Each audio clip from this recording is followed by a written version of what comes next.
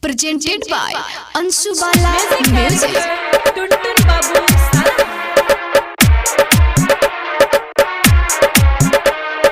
दिलवा पे हमारा चला के यारी ससुर चरण से रहत बारी।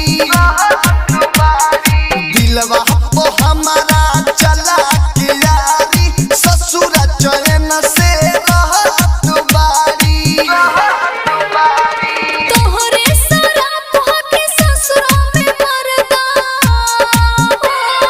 तोहरे शराब के ससुरा में मरदा, देतावे हमके रोजे हो गारी। दिलवा पे हमारा चला के यारी ससुर चरण से रहत बारी। दिलवा पे हमारा चला के यारी ससुर चरण से रहत बारी। Balaji recording studio Jadav presented by Anshu Bala Music. दिलवा पे हमारा चला के यारी ससुर चरण से रहत बारी। कबो पूछेलू न हाल चाल आके, कबो पूछेलू न हाल चाल आके, रख देले बारू तू पागल बना के। अपन मर्जी चलेला नाही होए, अपन मर्जी चलेला नाही ए होई औरौ दोसर दुआरी। दिलवा पे हमारा चला के यारी ससुर चरण से रहत बारी। दिलवा पे हमारा चला के यारी ससुर चरण से रहत बारी।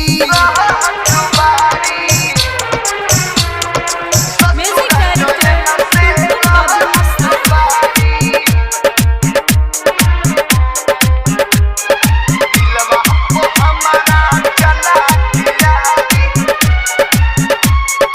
ससुर चरण से रहत बारी। नीक नहीं लागो त गौआ शहर हो, नीक नहीं लागो त गौआ शहर हो, मन करे खाली ही हम हूँ जहर हो। दुर्गे से दर्द पे देश लाल यादो,